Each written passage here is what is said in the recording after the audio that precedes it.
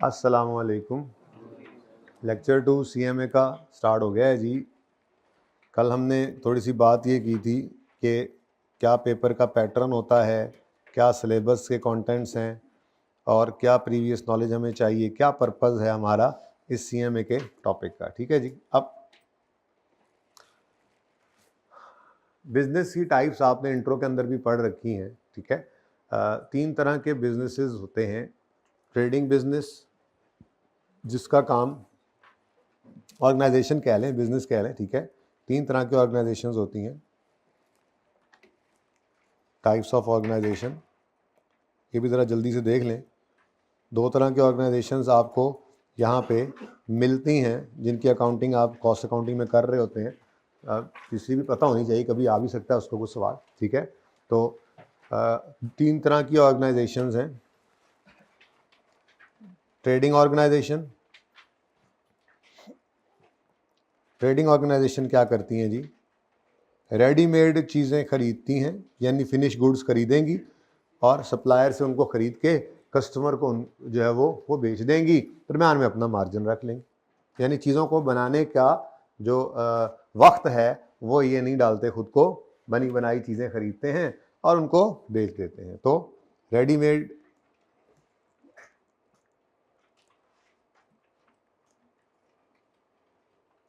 Mail, readymade या finish goods, ये खरीदते हैं फ्रॉम सप्लायर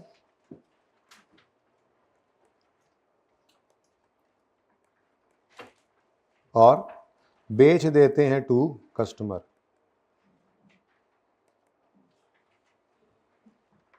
सिंपल। ठीक है।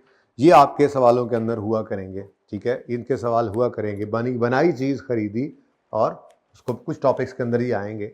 लेकिन जो ज़्यादा फोकस आपको आपके इस पर्चे के अंदर मिलता है वो मैन्युफैक्चरिंग बिजनेस के ऊपर मिलता है। चीज़ें, रॉ मटेरियल खरीदना, फिर चीज़ों को अपनी फैक्ट्री के अंदर लेबर और ओवरहेड्स लगा के प्रोड्यूस करना और फिर उनको कस्टमर को बेचना। तो ऐसा बिजनेस जो इस तरतीब पे चल रहा हो, उस बिजनेस को कहा जाता है जी मैन्युफैक्चरिंग बिजनेस या मैन्युफैक्चरिंग ऑर्गेनाइजेशन।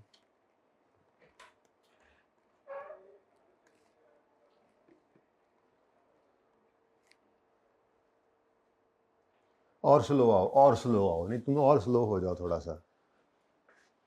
9:30 बजे आ जाया करो यार, 1.5 घंटे की क्लास है, मैंने पहले भी कहा है, बहुत थोड़ा टाइम है। मैन्युफैक्चरिंग ऑर्गेनाइजेशंस, आगे सर नाम की क्लास भी है।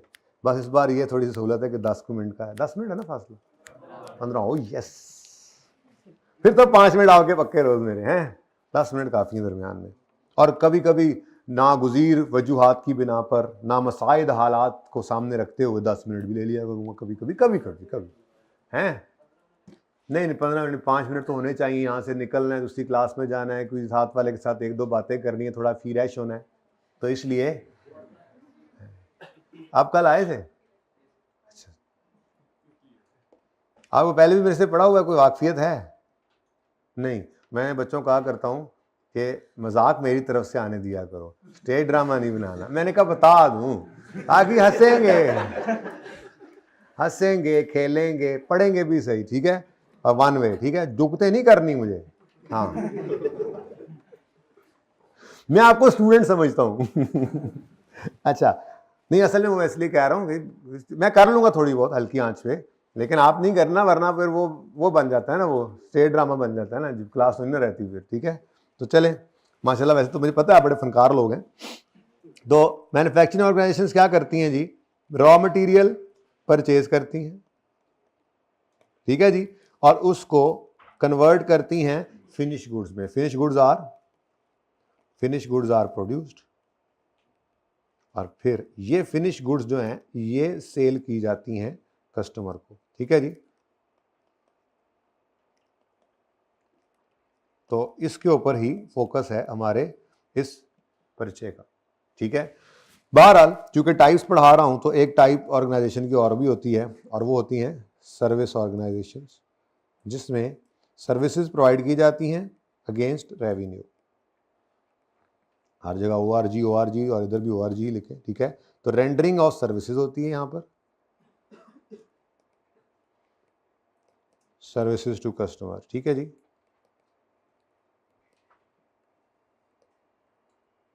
और इसके अगेंस्ट फी चार्ज करती हैं ये ऑर्गेनाइजेशन। तो ये 3 तरह की ऑर्गेनाइजेशंस हैं जिनमें ट्रेडिंग और मैन्युफैक्चरिंग, बहरहाल ट्रेडिंग भी कभी कभार आपको इस पर्चे में नज़र आ जाया करेगी, ख़ास तौर पे जैसे इन्वेंट्री वैल्यूएशन, इन्वेंट्री मैनेजमेंट का टॉपिक है, तो उसके अंदर ट्रेडिंग ऑर्गेनाइजेशन वाले सवाल भी होते हैं कि आपने बनी बनाई फिनिश गुड्स खरीदी और वो आगे बेच दी। इन्वेंट्री वैल्यूएशन और इन्वेंट्री मैनेजमेंट दोनों टॉपिक्स के अंदर जो है वो ये बिजनेस अक्सर आया होता है।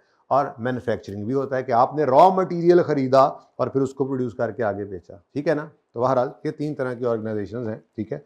अब मैंने आपसे इसे अर्ज किया था कि हमारा इस पर्चे का अगर कोई पर्पस पूछे कि भाई ये पर्चा क्यों पढ़ना है हमने, तो हम कहेंगे जी इसका मकसद तो यही है, प्रोडक्ट की कॉस्ट निकालना पर यूनिट, क्योंकि यही वो बुनियाद है जिसके ऊपर बाकी सारे काम होते चले जाएंगे।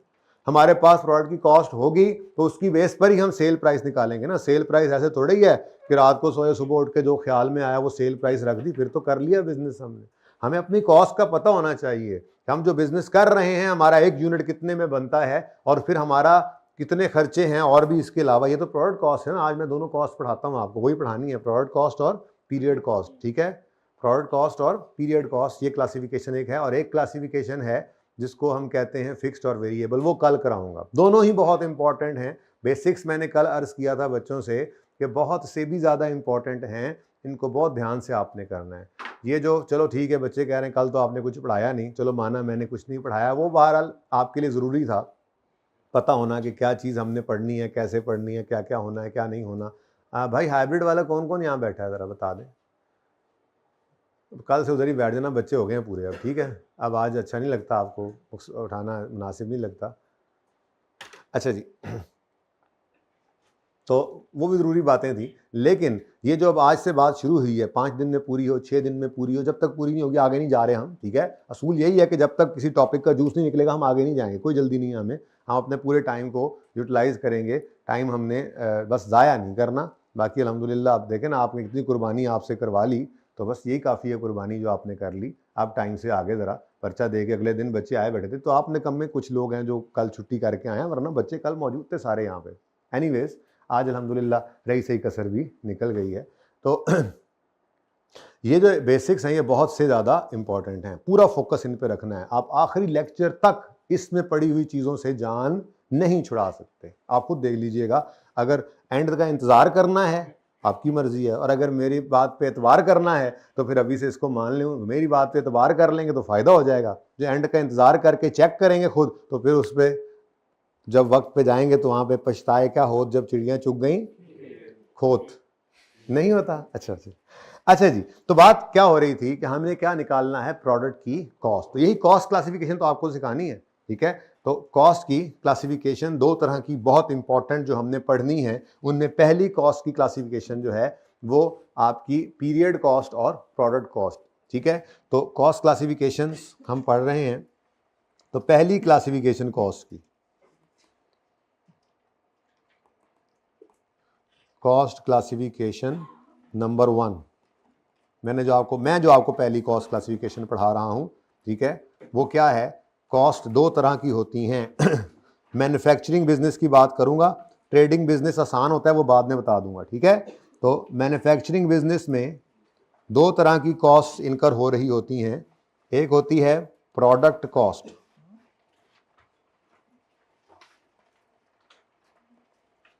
बिल्कुल एंड पे तस्वीर को ऐसे खींचने के लिए दे दिया करूंगा, लेकिन अगर साथ साथ नोट कर लें तो कोई हर्ज नहीं है, फ़ायदा होता है। आपके हाथ का नोट हुआ वो आपको सबसे अच्छा समझ में आता है और याद भी रहता है। ओके ठीक है, बहुत किया करें तो पिक्चर ले लिया करें, और घर पे जाके फिर ये जो इस तरह के टेबल्स वगैरह होते हैं फिर उनको अपने पास लिखेंगे दोबारा तो आपको रिवाइज हो जाएगा, बल्कि याद हो जाएगा, फिर जरूरत नहीं पड़ेगी दोबारा से उसको याद रखने की, ठीक है।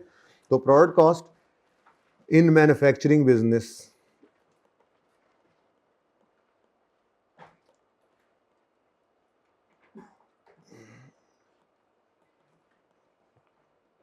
अच्छा जी, अब प्रोडक्ट कॉस्ट क्या होती है जी, ज़रा कोई बता दे ऐसे ही। देखें गलत बात आपको पता ही है, मोस्टली बच्चे आप मेरे से FR1 पढ़ ही चुके हैं, तो गलत जवाब देने पे तो कुछ नहीं कहा जाता ना। यहाँ पे आपने आई कैप में गलत जवाब नहीं देना, यहाँ पे तो चलेगा, ठीक है। तो गलत जवाब दें बेशक, लेकिन दें। तो बताएं जी, मैं आपसे क्या पूछ रहा हूँ कि कोई कॉस्ट क्लासिफिकेशन, प्रोडक्ट कॉस्ट, मैंने बोला जी प्रोडक्ट कॉस्ट होती है कोई कॉस्ट, तो किस किस किस्म की कॉस्ट इसमें आ सकती हैं, सोच के बताएं। वैसे कल बता दिया था थोड़ा बहुत। जी हाँ, किसी भी प्रोडक्ट की कॉस्ट के अंदर 3 तरह की कॉस्ट शामिल हो सकती हैं। यहाँ पे मार्कर अब नहीं पड़ा हुआ, भाई ने पता नहीं कहाँ कर दिया, ये पेन भाई के पास मौजूद है, इसके ऊपर मटेरियल भी लगा हुआ है, ये किसी फैक्ट्री में बना है तो वहाँ पे लेबर भी लगी और ओवरहेड्स भी लगे, ठीक है। तो किसी भी प्रोडक्ट की कॉस्ट के अंदर 3 तरह की कॉस्ट होती हैं, मटीरियल, लेबर और ओवरहेड्स, ठीक है। और मज़ीद स्पेसिफिक कर दूँ तो 3 तरह की कॉस्ट होती हैं, एक होती है डायरेक्ट मटेरियल, एक होती है डायरेक्ट लेबर, और बाकी फिक्स्ड ये फैक्ट्री ओवरहेड्स। जो डायरेक्ट मटेरियल और डायरेक्ट लेबर नहीं है लेकिन फैक्ट्री का खर्चा है, तो वो क्या है, फैक्ट्री का ओवरहेड है, ठीक है। प्रोडक्ट की कॉस्ट में वो शामिल होगा, ठीक है। तो पहले मैं जरा इन तीनों का नाम लिख लूं, फिर फैक्ट्री भी बनाते हैं अपनी इंशाल्लाह, आज फैक्ट्री भी लगाते हैं, ठीक है। तो डायरेक्ट मटेरियल कॉस्ट,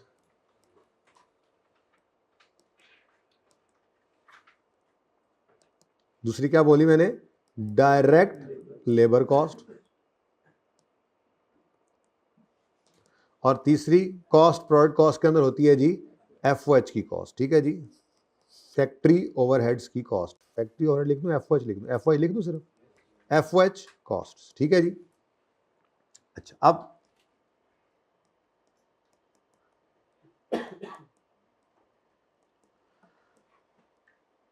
अब मैं ये समझता हूं कि हमें एक फैक्ट्री छोटी सी लगा लेनी चाहिए, ज़रा आसानी से बातें समझ आ जाती हैं, ठीक है।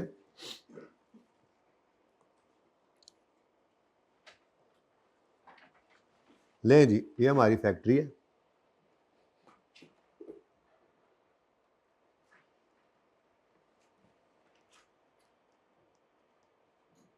ठीक है जी।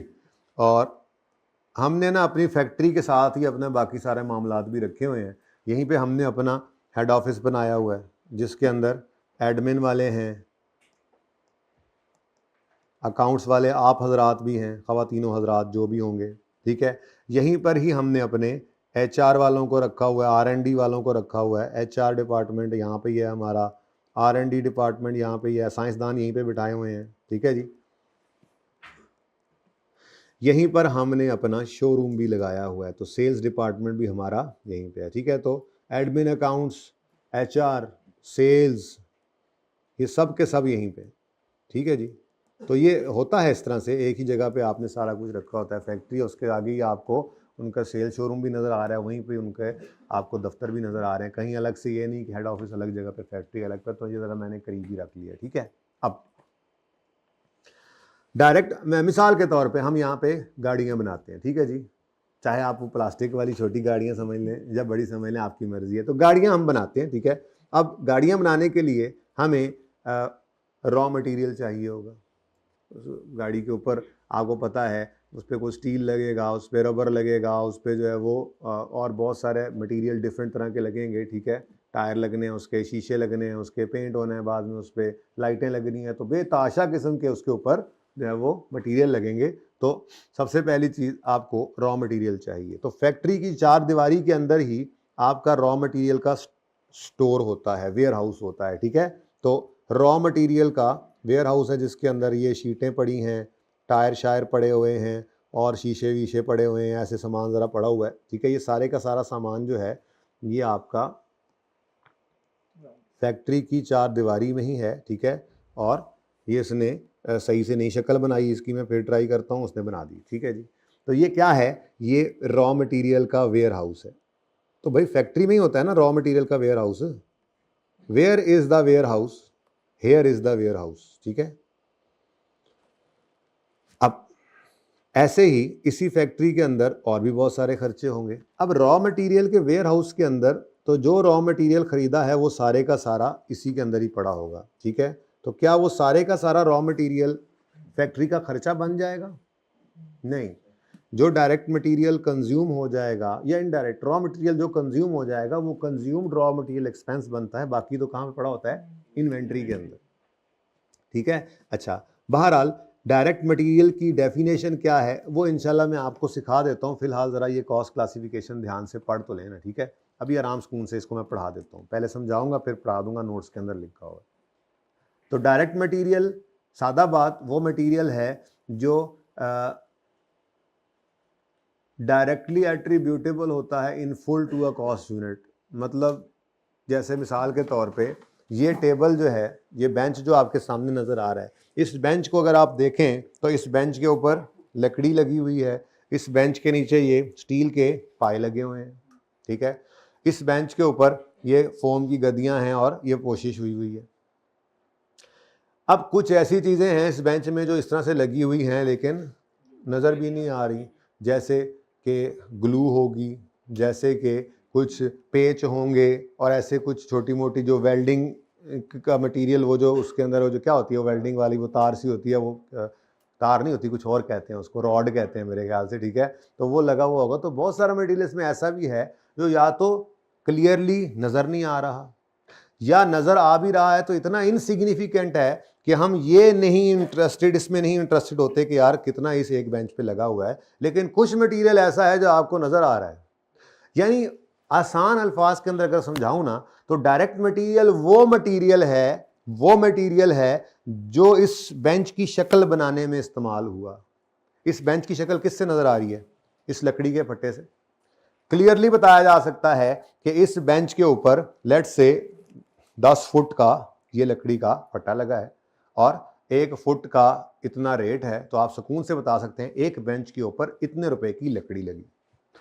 फिर इसी तरह से इस बेंच के ऊपर लोहे का काम हुआ, वो जो लोहे की चीज़ें लगी हुई हैं, तो आप क्लियरली बता सकते हैं कि इतने फुट इसके ऊपर लोहा लगा हुआ है और पर स्क्वायर फुट रेट ये है या फुट का रेट ये है। तो आप क्लियरली बता सकते हैं कि एक बेंच के ऊपर कितना लोहा लगा हुआ।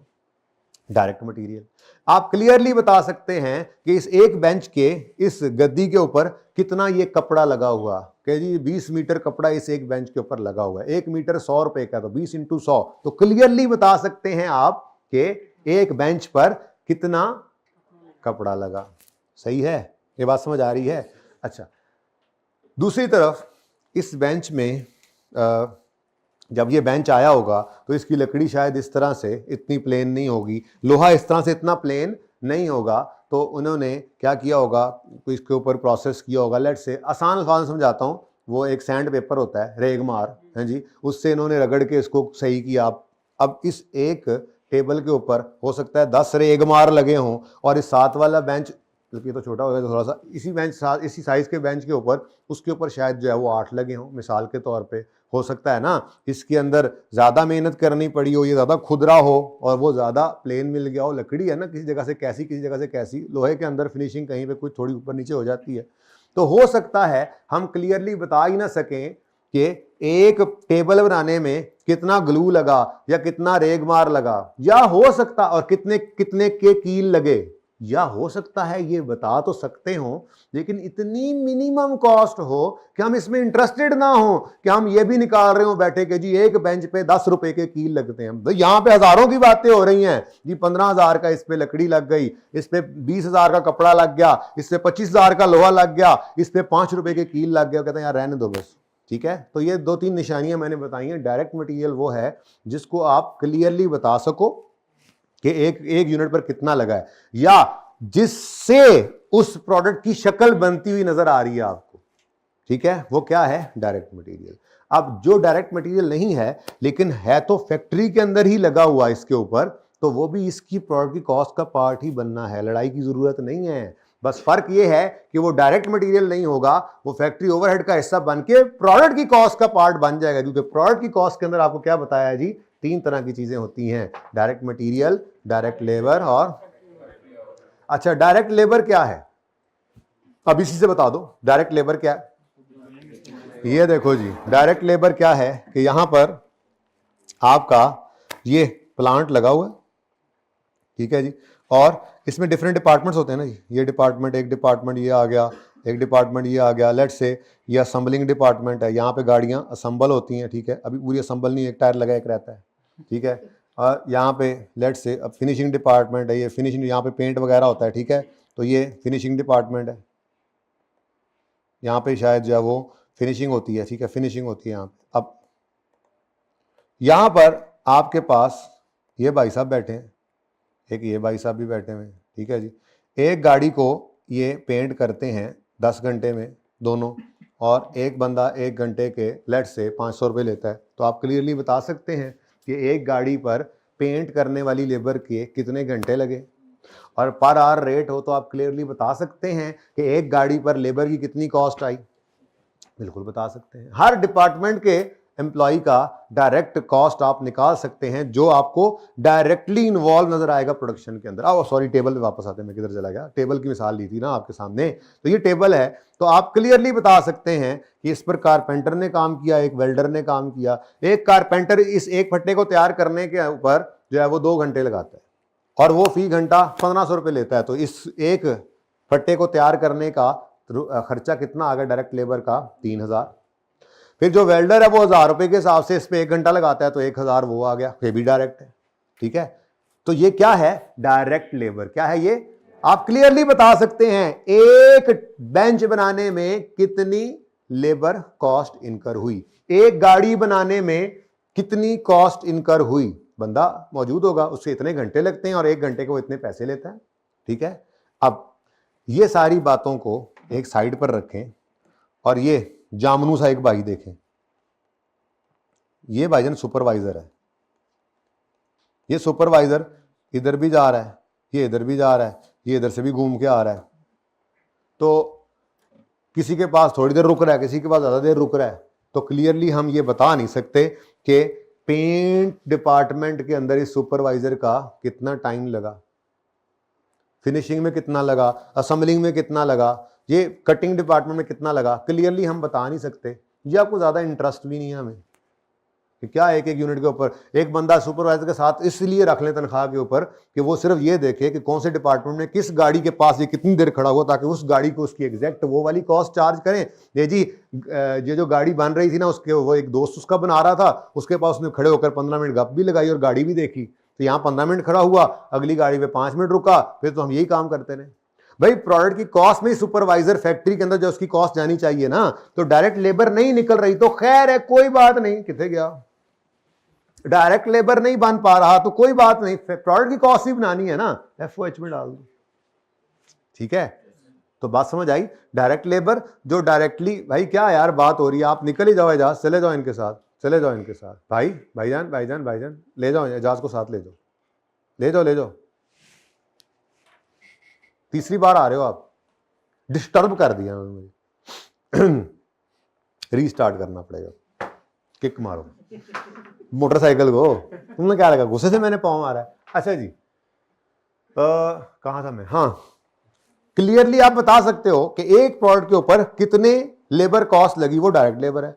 या तो क्लियरली बता नहीं सक रहे या ज्यादा इंटरेस्टेड नहीं है, इनडायरेक्ट में डाल देते हैं उसको। एक और मिसाल लें, इस फैक्ट्री के दरवाजे पे एक गार्ड बैठा हुआ है, ठीक है, अब वो गार्ड तो फैक्ट्री का ही है ना, ठीक है, तो कितना टाइम उसका इस कटिंग डिपार्टमेंट में लगाएं, कितना असेंबलिंग में लगाएं, कितना फिनिशिंग में लगाएं, या जो गार्ड आपके इस फैक्ट्री के बाहर बैठे जहां ये बेंच बन रहे थे, तो कितना आपका जो है वो लकड़ी के ऊपर एलोकेट करें, इसकी तनख्वाह कितनी जो है वो लोहे के काम के ऊपर करें, कितनी जो है वो कपड़े वाले काम के ऊपर करें, तो है भाई फैक्ट्री का खर्चा है तो प्रोडक्ट की कॉस्ट बनना चाहिए।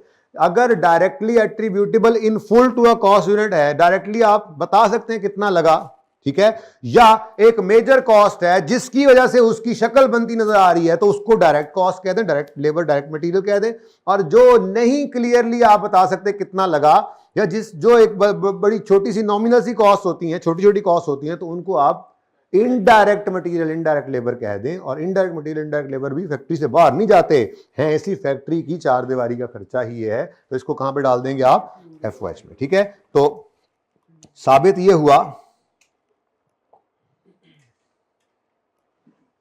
हुआ कि ऑल फैक्ट्री एक्सपेंसेस, बल्कि इसको थोड़ा सा दोबारा ही लिख देते हैं, FOH कॉस्ट्स जो हैं ये सारे फैक्ट्री के खर्चे हैं, ठीक है। All factory expenses other than direct material and direct labour, कहानी खत्म। FOH, बात समझ आई? नहीं तो आ जाएगी, कोई नहीं, अभी तो इब्तदाई इश्क है, ठीक है जी। तो FOH कॉस्ट किसे कहते हैं जी? हर वो फैक्ट्री का खर्चा, ऑल ही चला गया, all factory expenses other than direct material and direct labour, ठीक है जी। अब इसकी मिसालें भी पता होनी चाहिए। तो ये पहली तो वही 2 मिसालें हैं जो अभी आपको समझा दी, जो डायरेक्ट मटेरियल डायरेक्ट लेबर नहीं है, लेकिन अभी बताया कौन सा था? Indirect material. पढ़ाता हूं, ये लिखा हुआ सारा किताब के अंदर। तो इनडायरेक्ट मटेरियल, छोटे मोटे कील कब्जे लटरम पटरम, ठीक है, तो जरूरत नहीं है, बस लग रहे हैं, ठीक है, कोई बात नहीं, प्रोडक्ट की कॉस्ट में डाल लेना, FOH में डाल के प्रोडक्ट की कॉस्ट को चार्ज कर देंगे, ठीक है। इनडायरेक्ट मटेरियल हो गया ये जो ना FOH पूरा चैप्टर है इसके ऊपर, बल्कि यूं समझे दो चैप्टर्स हैं सिर्फ इसको एलोकेट करने के। क्योंकि देखो ना, आप बड़े आराम से बता रहे थे कि एक टेबल के ऊपर लेट से 25,000 रुपए का मटेरियल लगता है, और एक टेबल के ऊपर 5,000 रुपए की लेबर लगती है, और एक टेबल के ऊपर कितने FOH लगते हैं ये क्लियरली नहीं बताते। इसके लिए फिर कोई एलोकेशन रेट निकाला जाता है, वो हम पूरा FOH का चैप्टर पढ़ने लगे आगे, वो हम सीखेंगे। क्योंकि सिर्फ इनडायरेक्ट मटेरियल इनडायरेक्ट लेबर तो नहीं है, फैक्ट्री इतनी बड़ी है, अभी तो और बड़े खर्चे हैं। उसमें प्लांट मशीनरी लगा होगा, बिजली पे चलेंगे या फ्यूल पे चलेंगे, ठीक है। फैक्ट्री की बिल्डिंग है, आपकी होगी तो डेप्शन होगी, आपकी नहीं होगी तो रेंट होगा, इंश्योरेंस होगी, ठीक है, यूटिलिटीज होंगी, और लटरम पटरम ढेर सारे खर्चे होंगे। तो ये सारे खर्चे जो फैक्ट्री की 4 दीवारी के अंदर है, और डायरेक्ट मटेरियल डायरेक्ट लेबर नहीं है, तो फैक्ट्री का खर्चा तो है, प्रोडक्ट की कॉस्ट में तो डालने हैं। अब वो कैसे डाल दें? डायरेक्ट मटेरियल डायरेक्ट लेबर तो आराम से बता सकते हैं, एक यूनिट ऑफ आउटपुट पर कितना लगा, लेकिन FOH का क्लियरली बता नहीं सकते। और मसला क्या है? कॉस्ट पर यूनिट तक पहुंचना है हमने। तो भाई हर टॉपिक में कोशिश करेंगे हम कि हम पहले ये देखेंगे हमने करना क्या है, ठीक है ना। तो हमने पहुंचना कहां पे असल में, इस सब्जेक्ट में कॉस्ट पर यूनिट पे पहुंचना है ना।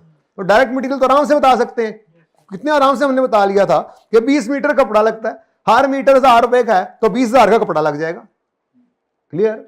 लेबर जो डायरेक्ट लेबर है बड़े आराम से बता लोगे जी, कारपेंटर के 10 घंटे से एक बेंच पे लगते हैं और 500 रुपये लेता है, लो 10 × 500 करो, क्लियरली बता सकते हो।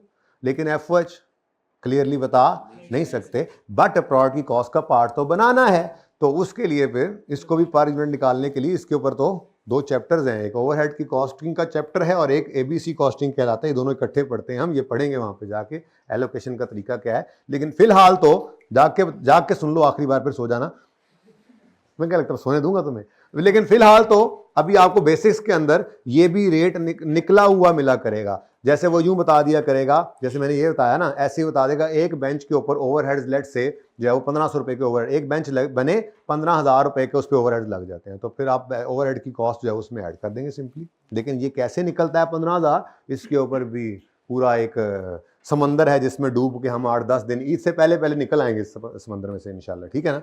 अच्छा जी, तो इनडायरेक्ट मटीरियल, इनडायरेक्ट लेबर, उसके बाद फैक्ट्री अगर किराए पे है तो उसका रेंट, और अगर फैक्ट्री आपकी अपनी है तो उसकी डेप्रिसिएशन आ गई।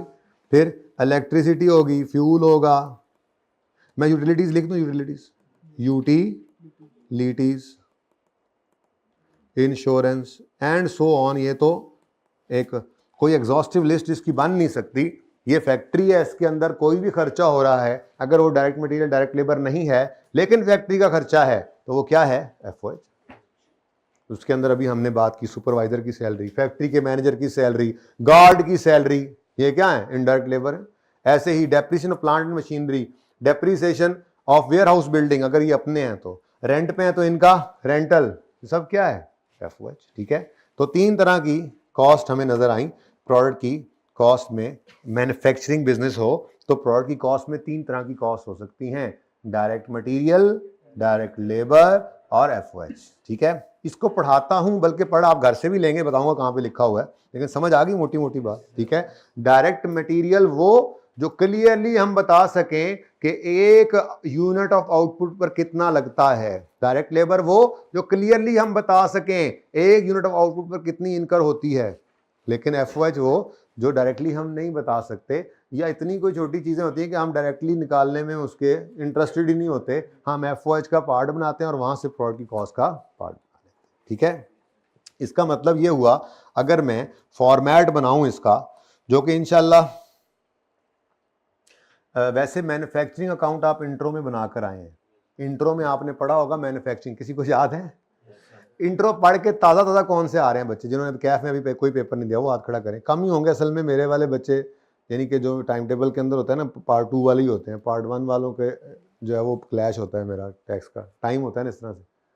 तो बहरहाल जो हैं उन्होंने मैन्युफैक्चरिंग अकाउंट ताज़ा ताज़ा बनाया है।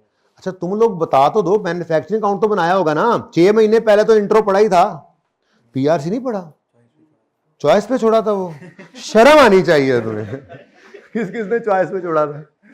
अच्छा कोई बात नहीं, सबने भी किया हो तो अच्छी बात है, सबने भी छोड़ा हो तो अच्छी बात है, मुझे उससे लेना देना कोई नहीं है। मैंने एक सवाल फिर भी करा देना, सिलेबस में उस तरह से नहीं है मैन्युफैक्चरिंग अकाउंट का सवाल आ जाए, लेकिन वो कनॉलेज चूंकि यूज होता है तो इसलिए मैं एक सवाल उसका कराऊंगा, एक आधा होमवर्क में दे के उसका सोल्यूशन दे दूंगा, वैसे जरा हाथ सीधा हो जाता है। लेकिन अगर आप ये वाली डिस्कशन मेरी अभी सुने अगले 10 मिनट ज़्यादा हो जाएंगे, 2 से 3 मिनट की, तो आपको नजर आएगा कुछ चीज़ें अभी नहीं डाली उसके अलावा वाला मैन्युफैक्चरिंग अकाउंट। बेसिकली ये मैंने मैन्युफैक्चरिंग अकाउंट ही तो बनाया आपके सामने कि प्रोडक्ट की कॉस्ट में क्या क्या डालो, डायरेक्ट मटेरियल, डायरेक्ट लेबर और एफओएच। बस इसको आप इस शक्ल में बना लिया करते थे। यार ना कर लिख ले भाई जी,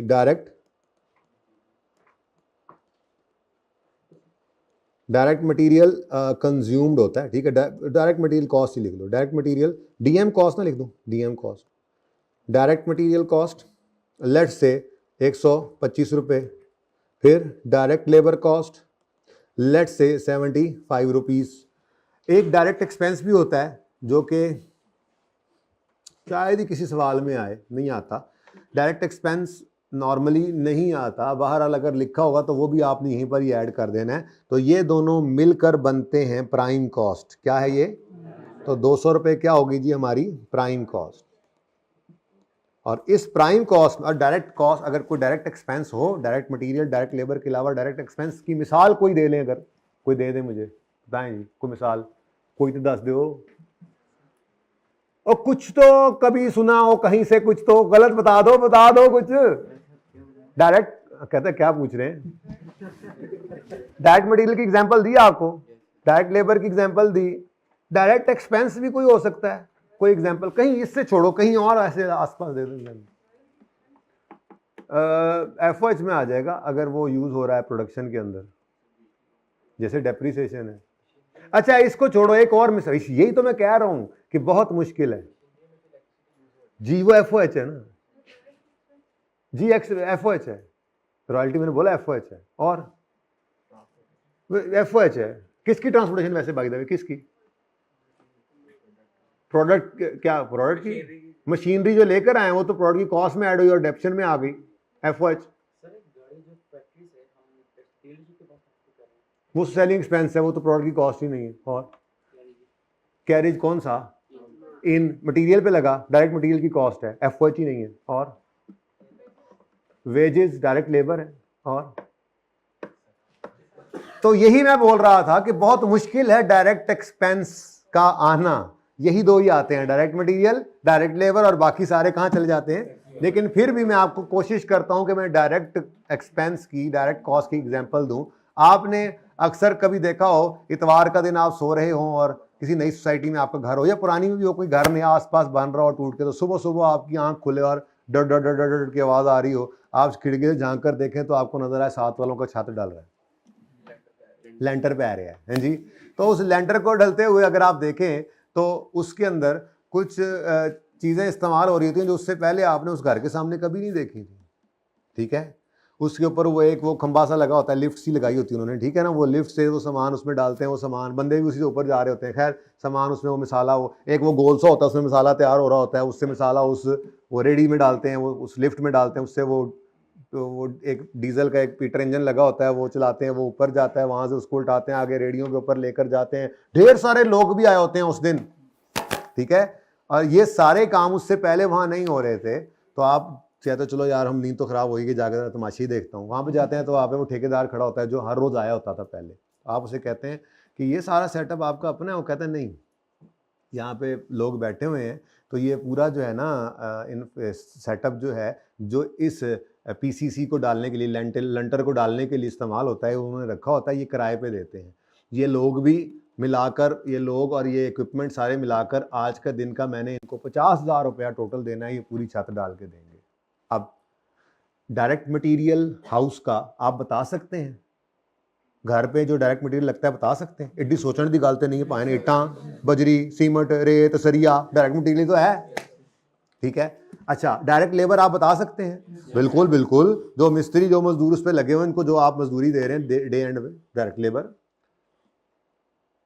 अब ये जो 50,000 रुपया ठेकेदार ने देना है, इस यार ना इधर होके बैठो यार, ये बिल्कुल ही छुपा हुआ है, नजर ही नहीं आ रहा, पूरा क्लास गुजर गई है मेरी, प्रॉब्लम हो रही है मुझे यार। इधर ना 3 बच्चे बैठा करो, मेरी रिक्वेस्ट है। एक तो चौथा इसलिए मैं बैठा करो, कभी कभी ना मुझे पाँव रखना पड़ता है, थक जाता हूँ। तो दूसरी बात, इधर वाला मुझे नज़र नहीं आता, तो मुझे जो नज़र ना आए तो मुझे ना वो बड़ी वो टेंशन होने लग जाती है, कितने कितने की कर रहे कर की रहे। तो इसलिए ना सामने रहा करो, छुपा ना करो, किसी के पीछे बिल्कुल नहीं छुपना। अच्छा, अब मैं ये अर्ज कर रहा था कि 50,000 रुपया जो इस ठेकेदार ने ये लंटर डालने का खर्चा पे करना है, क्या ये डायरेक्ट मटीरियल है?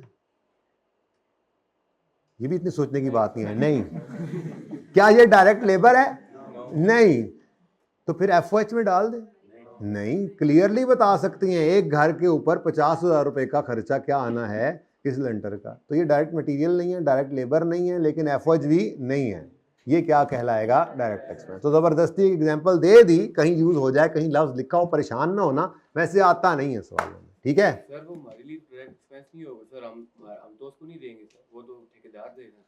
बेटा, तो ठेकेदार की कॉस्ट है ना। चलो, ठेकेदार जो कॉस्ट इनकर कर रहा है वो आपकी कॉस्ट है ना सर, वो तो हम उसको पे नहीं करेंगे सर। वो यार मिसाल के तौर पे ठेकेदार आप ही हो, या ठेकेदार जो है वो बनाकर इस घर को बेचेगा, तो उसने कॉस्ट ही निकालनी है ना। ठेकेदार के लिए एक यूनिट एक घर होगा ना, तो वो घर बनाएगा तो बेचेगा, तो वो 10 लाख का बना के 15 का बेचेगा, सही है ना। तो उसकी कॉस्ट तो सारी यही होनी है, मटेरियल लेबर ओवर है। मैंने घर की मिसाल दे दी, तो घर क्या है?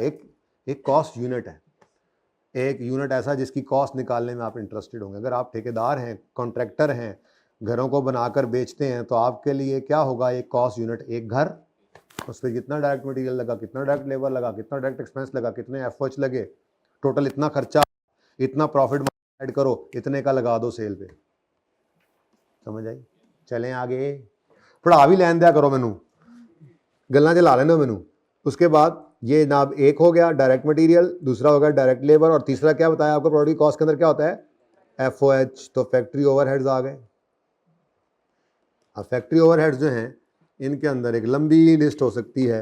Indirect material, indirect labour, depreciation of plant and so on. ये ऊपर जो मैंने लिखा है बस इसी को मैंने थोड़ा सा इलेक्ट्रिसिटी वगैरह, यूटिलिटीज़ कहते हैं, यूटिलिटीज़ इलेक्ट्रिसिटी लिख देता हूँ, फ्यूल इलेक्ट्रिसिटी एटसेट्रा कर देंगे, डॉट डॉट डॉट। तो ये ढेर सारे खर्चे जो हैं ये मिलाकर फैक्ट्री एफओएच बनेगा, ठीक है जी। ये ऐसे अज्यूम कर लें कोई फिगर्स। इनडायरेक्ट मटेरियल कहते हैं जनाब ये 25 रुपये का इनडायरेक्ट मटेरियल है, 12 रुपये का इनडायरेक्ट लेबर है, डेप्शन ऑफ प्लांट 18 रुपये है, और 15 रुपये। तो ये सारे मिलाकर कितना बनता है? ज़रा टोटल बता दो मुझे।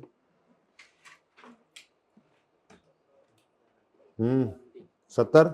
ये 70 एफओएच आ गया, और 200 जमा 70, 270 इसको कहते हैं टोटल फैक्ट्री कॉस्ट। क्या कहते हैं जी? टोटल फैक्ट्री कॉस्ट या production cost, total production cost, ठीक है जी। अब ये टोटल प्रोडक्शन कॉस्ट है, इसमें छोटी सी एडजस्टमेंट हुआ करती है, वर्क इन प्रोसेस का भी एक कॉन्सेप्ट है। जब मैं ये मैन्युफैक्चरिंग अकाउंट बनाऊंगा ना, तो वो उस वक्त रिवाइज कर दूंगा, फिलहाल इसको छोड़ें।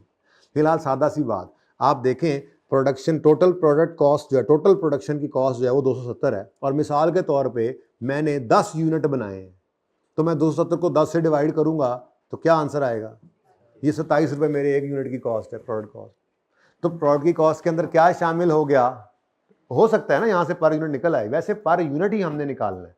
और पर यूनिट निकालने का तरीका एफओएच के चैप्टर में पढ़ेंगे कि जितने सारे एफओएच हैं पूरे बिजनेस के, उनको पर यूनिट कैसे निकालना है, उसकी कोई ना कोई बेस होती है, फिर एब्जॉर्प्शन का तरीका होता है कि एब्जॉर्प्शन कॉस्टिंग सिस्टम होता है, पढ़ेंगे इंशाल्लाह। अभी तो बेसिक्स में हम, अभी तो वो आपको बताएगा एक यूनिट पर इतने, एक यूनिट पर इतना मटीरियल लगता है, इतना लेबर लगता है, इतने ओवरहेड्स लगते हैं, बताओ अगर इतने यूनिट बनाए तो कितनी कॉस्ट बनेगी। बस ये सीखना है हमने, सादा सी बात, ठीक है। लेकिन ये यहां ना सीखें तो अगले टॉपिक्स में जाके फिर टॉपिक नहीं सीखते, फिर इनमें फंसे रहते हैं, ठीक है। आगे जाके हमने टॉपिक्स सीखने हैं, इन बातों में नहीं उलझे रहना, ओके। चले, बहरहाल ये टोटल प्रोडक्शन कॉस्ट आपकी आ जाया करेगी ऐसे, ठीक है। तो बस मैं ये कह रहा हूं आपको कि ज्यादा परेशान नहीं होना, डायरेक्ट मटेरियल डायरेक्ट लेबर ही प्रोडक्ट की कॉस्ट का पार्ट बन रहा है, ठीक है। और एफओएच भी, ये बस मैंने जरा टोटल्स लिखनी है, यही अगर पर यूनिट करते तो वही हम निकालने चले हैं, प्रोडक्ट की कॉस्ट निकालने चले हैं, क्योंकि वहीं से हमने बाकी सारी गेम डालनी होती है, प्रॉफिट मार्जिन वहीं से रखना है, सेलिंग प्राइस वहीं से रखनी है, प्रॉफिटेबिलिटी का भी वहीं से पता लगेगा, और मार्केट के अंदर कंपैरेटिव प्राइस भी तभी दे सकते हैं। अगर अपनी कॉस्ट का ही नहीं पता तो हमें क्या बिजनेस करना है, ठीक है। तो प्रोडक्ट की कॉस्ट, कॉस्टिंग तो बड़े ही इंपॉर्टेंट पेपर से आप गुजर रहे हैं। जब आप जाएंगे इंडस्ट्री के अंदर तो सेठ साहब को आप इसी वजह से पसंद होंगे, जब वो कहेंगे आपको कि अब बताओ भाई यार ये ऑर्डर आ गया, जरा क्या करें इसका, अच्छा कितने की यूनिट बेचनी चाहिए, कितने का एक यूनिट मुझे पड़ रहा है जरा बताओ, ठीक है। वैसे तो सेठ साहब जो है वो बगैर पढ़े भी उनको ये बातों का पता होता है, लेकिन चलें आगे बढ़ें, ठीक है। एक क्लासिफिकेशन क्या होगी, क्लासिफिकेशन, ये क्लासिफिकेशन 1 के अंदर एक टाइप कॉस्ट की क्या हो गई, प्रोडक्ट कॉस्ट, ठीक है। दूसरी होती है पीरियड कॉस्ट, क्या होती है जी, पीरियड कॉस्ट। ये पीरियड कॉस्ट जो है ये किसी प्रोडक्ट से रिलेट नहीं कर रही है, ये तो बस किसी स्पेसिफिक पीरियड से रिलेट करती है। मिसाल के तौर पे मैं अगर एक बेंच की मेरी कॉस्ट जो है 50,000 है, ठीक है, तो मैंने अगर इस पूरे पीरियड में 5 बेंच बनाए तो कितनी कॉस्ट होगी, टोटल 2,50,000। 10 बनाऊंगा तो 5 एंड सो ऑन, ठीक है। कोई एक भी मैं टेबल ना बनाऊं तो मेरी प्रोडक्ट कॉस्ट कितनी होगी, 0, ठीक है। अच्छा, हमारी कंपनी ने बैंक से लोन भी ले रखा है, पैसे कम थे, बैंक से लोन लिया हुआ था और उस पर इंटरेस्ट दिया जाता है। मेरा सवाल, क्या प्रोडक्शन हो तो इंटरेस्ट देना पड़ेगा, या प्रोडक्शन से कता नजर लोन अगर आउटस्टैंडिंग है तो इंटरेस्ट देना पड़ेगा? कुछ बात समझ आई?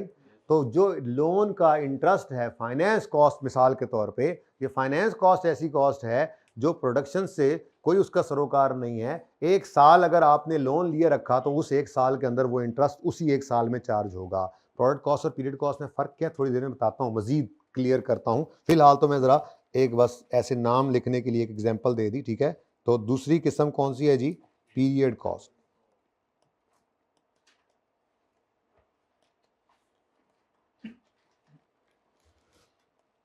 प्रोडक्ट कॉस्ट्स और period cost. So period cost क्या है, पीरियड कॉस्ट ऐसी कॉस्ट है, बल्कि यहाँ पे मैं लिख ना लूँ प्रोडक्ट कॉस्ट की भी डेफिनेशन हो ताकि आपको सही से पता लगे। इसको ना जरा इधर साइड पे ले आए।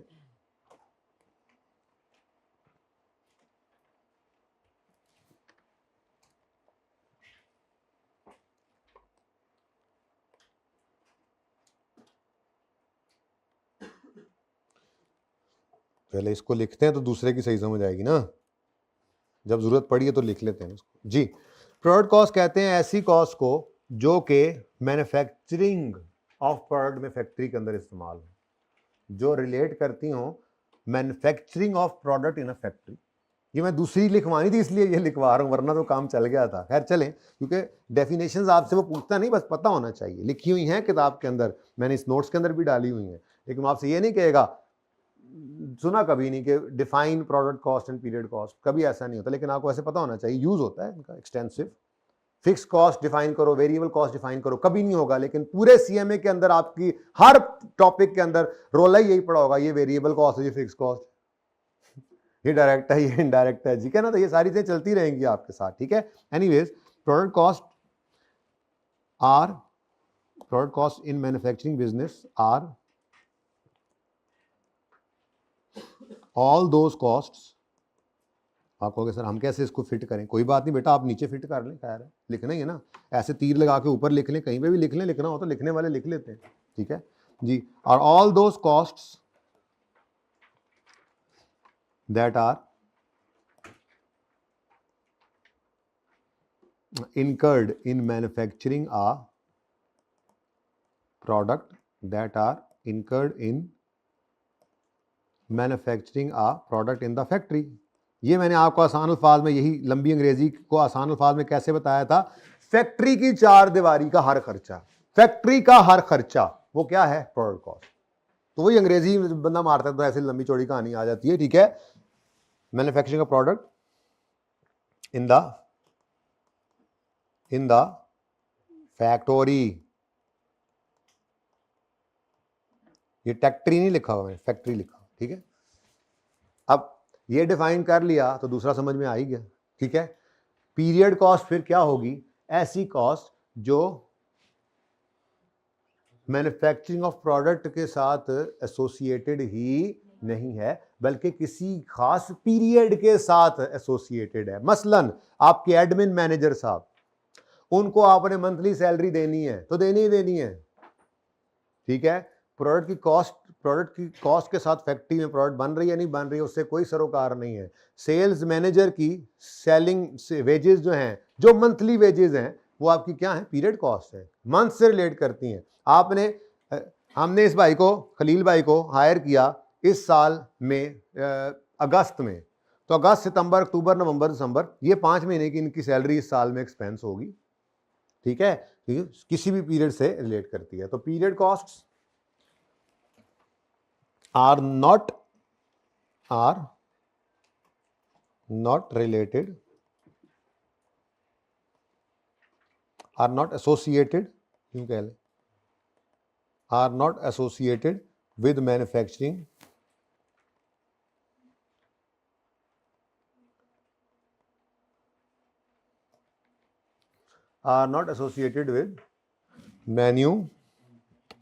of product and are matched to a specific, and are, कुछ भी लिख लें अंग्रेजी, अब जो समझ आती जा रही है मैं लिखता जा रहा हूँ। एंड आर मैंने वैसे वहाँ से देखा था आने से पहले क्लास से, तो मैं यही बातें लिखवा रहा हूँ जो वहाँ लिखी हुई हैं, इंशाल्लाह उम्मीद है मिलती जुलती बात ही होगी। And are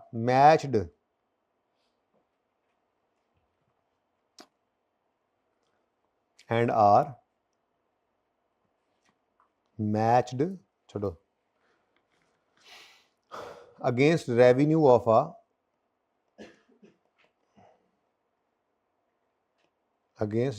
of a particular period या स्पेसिफिक, जो भी कह लें पीरियड, ठीक है जी। अब ये भी आगे 3 तरह की हैं, ठीक है जी। 3 मतलब एग्जाम्पल्स हैं इसकी, बड़ी मशहूर ज़माना एग्जाम्पल्स आप हमेशा से जिनको सुनते आए जी।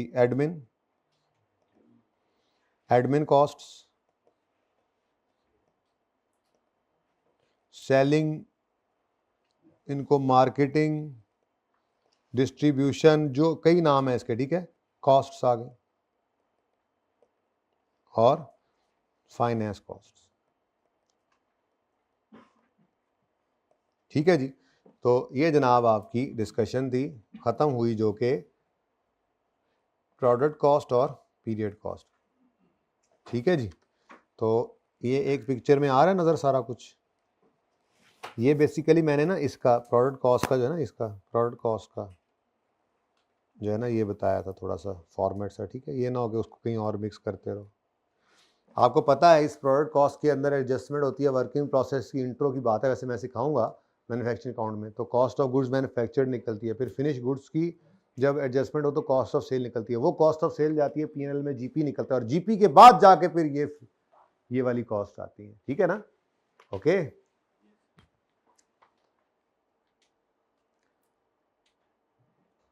पार्ट 2 शुरू करना है ना यार, करें।